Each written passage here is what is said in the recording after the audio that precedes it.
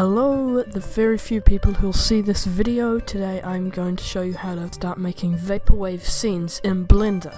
I'm just going to show you how to make a road, but if this video somehow goes well, then I might show you how to do other things like the cool sun you see here. Alright, to start out I'm going to delete everything, then add a grid with 5 times as many Y subdivisions as X subdivisions. Then in edit mode I'm going to scale it 5 times along the Y axis, and then the whole thing up 10 times. This way there are equal squares but a long rectangle. I'm going to apply the transforms. Now in edit mode you can select all of the vertices except the inner 2 rows of faces.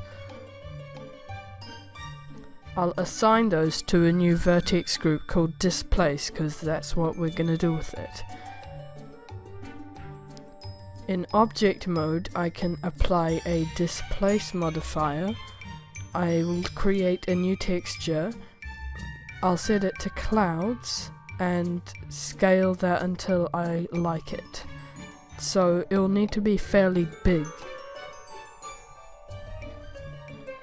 I like that, so I'll apply it to just the displaced vertex group, and then as I play with these values you can see it start to take shape, literally. So I want the mid-level fairly high, so you're kind of down in the road, and the strength will have to be way up because the clouds are quite weak. Now to create the wireframe I'm going to duplicate the whole thing and add a wireframe to the duplicate. Now you'll need to set the wireframe to considerably thicker than it already is and apply it to just the displaced vertex group. Now that is looking pretty good. So the second object is just the wireframe and no faces, and the first object is just faces. This way we can add materials. Okay, in the shader graph, set the material to emission, and then I'll create a texture coordinate node and then connect it to a mapping node. You can do this more quickly with Node Wrangler.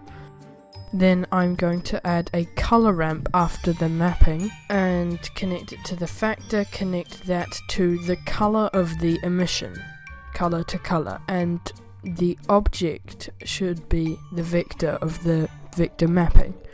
Now, it's wonky, as you can see, it's diagonal, so we don't want that, we want it just along the y-axis. Now, if your rectangle is a different size to mine, then this might be different, but for me I've scaled the x to 0, and the z to 0, and y to a small value such as 0.05. To get the gradient to line up correctly all the way along, you can set the Y location to something like 1.25. That was about good for me. Now, time to get colourful. I've added a light blue colour, then a dark blue, then a purple, a pink and a yellow. This is going all the way along the whole landscape, only controlled by this one color ramp. It's really simple. You can get way more creative with the shaders, but I'm happy with this for now. So back in rendered view, I think I'll make the world black or maybe just above black. Now I want the light coming off the wireframe to actually reflect and glow, so I'm going to use the Cycles render engine for this project, and in the emission shader of the wireframe I'll set it to way more, like maybe 10 or 12. I think 10 is good for now.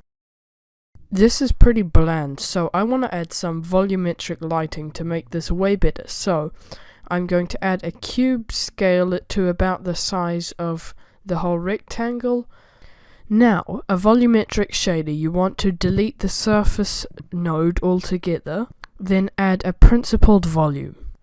I'm going to set the density to some small value like 0.025, that looks pretty good, and the color to white.